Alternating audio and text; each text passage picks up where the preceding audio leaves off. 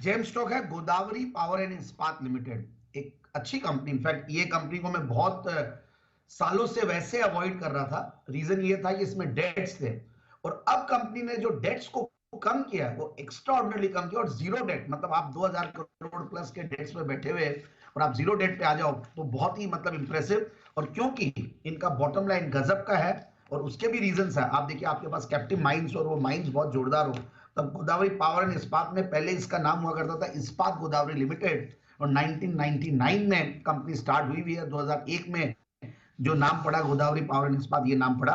और प्रमोटर्स काफी मंझे हुए हैं इस फील्ड में, काफी सालों से अब जब काम कर रहे हैं। तो सबसे बढ़िया बात मुझे लगी है कि जो इनके मतलब mining of iron ore, in fact वो माइनिंग वाली कंपनियां वैसे में काफी बर्बाद, माइनिंग ऑफ आयरन ओर वाली कंपनियां आयरन और पेलेट्स बनाते हैं, स्पंज आयरन स्टील बिलेट बनाते हैं, फेरोलॉइज, और जनरेशन ऑफ इलेक्ट्रिसिटी भी है साथ में। तो इन सबको देखता हूँ, और हीरा ग्रुप ऑफ कंपनीज जो कि 13 कंपनियों की एक समावेश है, और अक्रॉस इंडिया करीब इनके 6000 ज्यादा से एम्प्लॉइज है, एक बड़ा इंफ्रास्ट्रक्चर है, और ये सारी वर्टिकल्स में ये लोग है, और एक रियल एस्टेट और ये सब में भी थोड़ा बहुत है इनका प्रेजेंस।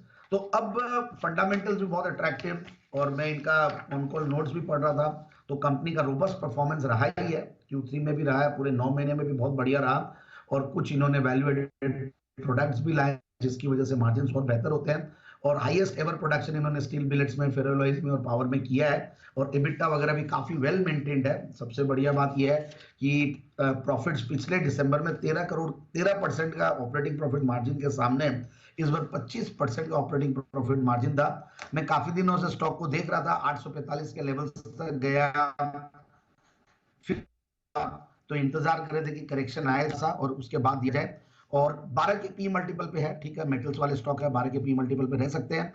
27-28 का रिटर्न ऑन कैपिटल एम्प्लॉयड, 23% का रिटर्न ऑन इक्विटी, पिछले 3 साल में प्रॉफिट की क्या कर रही है 67%। And this is the reason, जब आपकी ग्रोथ ऐसी रहती है, प्रॉफिट्स ऐसे रहते हैं, और आप उसको डेट्स को रीपे करने के लिए यूज करते हैं, तो बैलेंस शीट की क्वालिटी कैसे बढ़ती है और रिटर्न नंबर्स कैसे बढ़ते हैं।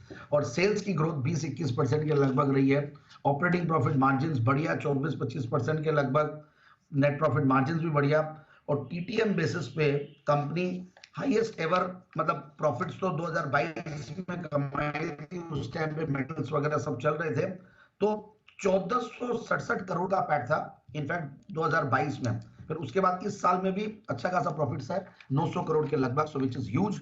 एंड डेट्स जैसे कम किया इन्होंने। फिर मैं देख रहा था शेयर होल्डिंग पैटर्न, तो 63-64% प्रोमोटर्स की होल्डिंग है, और उसके बाद FIIs DIIs भी करीब 7% के लगभग होल्ड करते हैं। तो मुझे लगता है कि स्टॉक को बिल्कुल इन लेवल्स पे लिया जा सकता है, और जो टारगेट मैं देना चाहता हूं वो है 870 का। 870 ये है टारगेट गोदावरी पावर, यहां पर करें आप खरीदारी, ये राय आती हुई दिख रही है जैन साहब की तरफ से, उनका जेम स्टॉक इस समय। चलिए इस पर रखते हैं नजर, एक्शन में आ सकता है।